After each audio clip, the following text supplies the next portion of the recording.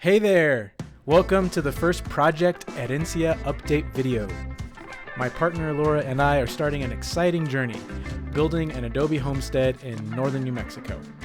We found a beautiful piece of land where we hope to live and work in a more sustainable way, and Adobe is a big part of that dream. These videos will document our progress, giving us a way to look back on this adventure, and letting our family and friends follow along. But we've also learned so much from others, both in person and online, and we want to pay it forward. Our hope is that these updates inspire and empower anyone out there dreaming of building with natural materials. Who knows where this project will take us, but we're excited to share the journey. If that sounds like something you're into, hit subscribe and join us on this adventure. In this update, I'll walk you through how I tested the soil we harvested from our property to evaluate its natural clay content. The goal? To make some test bricks and figure out the best soil mix by experimenting with a few variations. Determining a nice starting recipe will help us get ready to scale up production for the massive task ahead this summer, making over 5,000 Adobe bricks for our homestead. To test the natural clay content of your soil, you'll need a jar, some soil, and water. It's a simple but effective method. Start by filling about half the jar with soil and topping it off with water.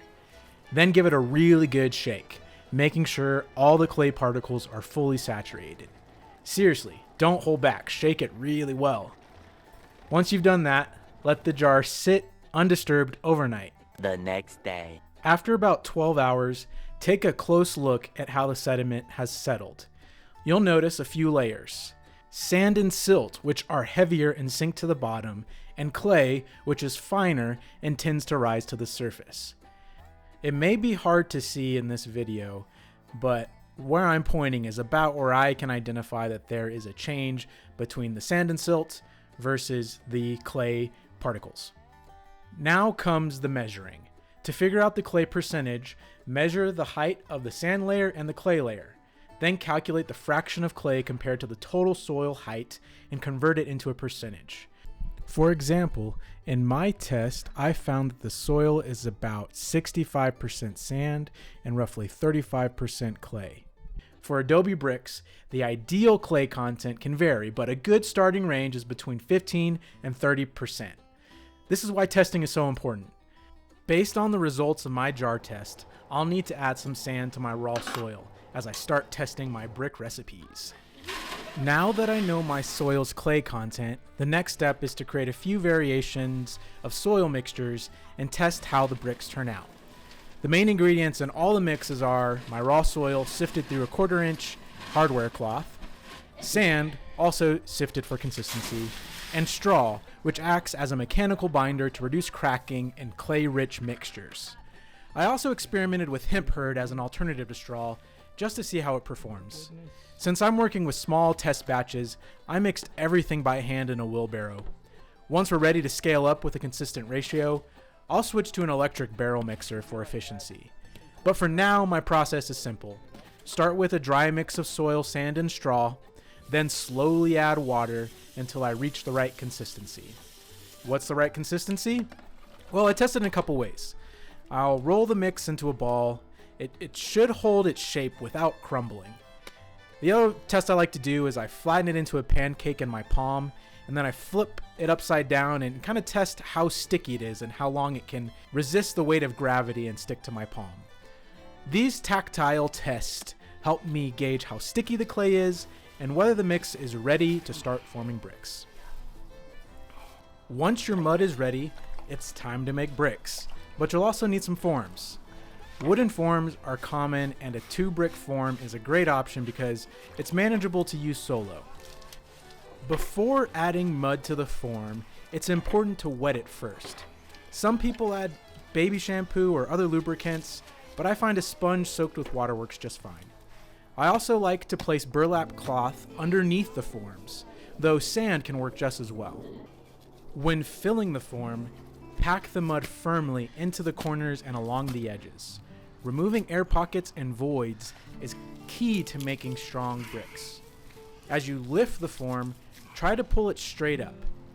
It's tempting to wiggle it loose, but that can cause slumping, so resist the urge. Here's where my testing process really came into play. The mud mix for my first brick was super sticky, which made it tough to pull the form. My second mix for the next brick had too much water, and so the brick slumped as I lifted up the form. These kinds of challenges are exactly why experimenting with different soil mixes is so important. Each test helps refine the process and gets us closer to the ideal recipe for strong, durable adobe bricks. 1 is just pure soil. 2A was a 1-to-1 mix of our soil and sand. You can see it's got a little bit of a slouch on it. That happened because there was too much water. So I made 2B, same mix, 1 part soil, 1 part sand. So those two came out pretty good. You can see, looking at the side, it looks pretty clean. It doesn't have that same slumping issue. Then moving on to 2C. 2C, I did something a little different. I used hemp. I just had some extra hemp from another project and wanted to experiment with using that. So I really like that 1-to-1 mix. I think that's pretty close to what we're gonna want. And then 3, we did 2 buckets of sand to 3 buckets of soil. So it's basically a 1 to a 1.5 ratio with a little bit more soil than sand. So it's closer to 1 than kind of in the middle. It was still pretty sticky. Turned out really good though. 3A used hemp. 3B used kind of the mixture of hemp and straw, not super precise. 3C used just straw. So very similar, just the additive was different. And then 4, basically I was running out of sand, but I had some really fine medium sand. I think it's more for like mortar. And then I used hemp, and none of it was precise, so I just called it 4X. So that's my experiment.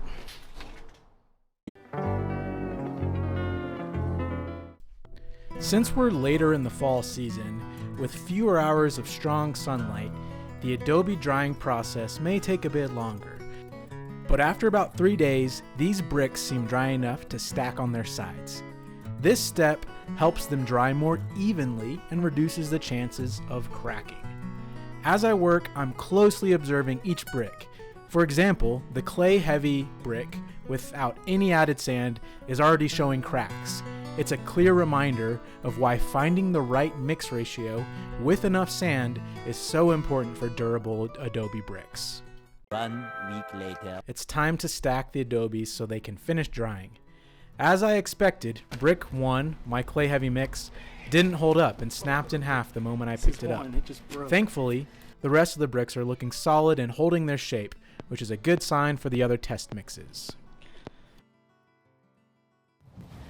It's been about 4 to 6 weeks later since I made these bricks. So normally the bricks probably need 2 to 3 weeks to dry if you're in dry summer climate. But I want to do some drop test to kind of see how these bricks hold up. And so what I'm going to do is drop these from about knee height and then waist height. Anyway, so this one had the slump, not the best brick. I'm gonna drop it so it kind of lands on its corner. Let's see what happens.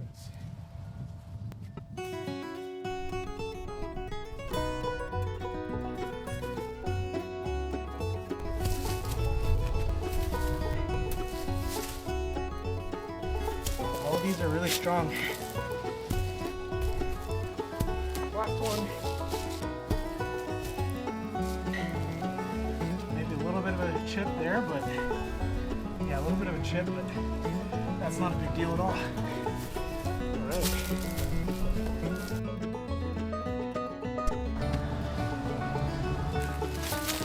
Okay, so what I'm gonna do now is put a brick on these kind of risen by brick, so it's gonna be touching on 2 points, and then I'm gonna put pressure in the middle and just kind of put my own body weight on it, a little over 200 pounds, and just see if there's any cracking happening. Step here, all my weight. Ooh.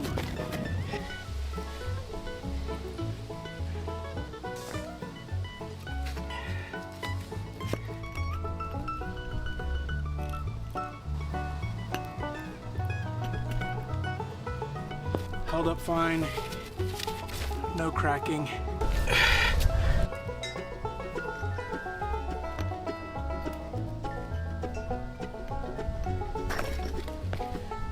cave after a little bit of jumping.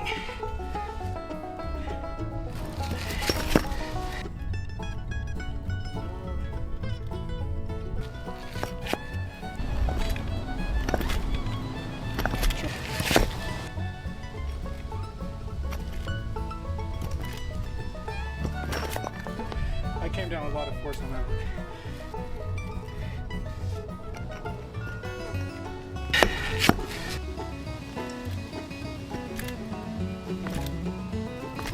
I was able to jump and nothing happened there.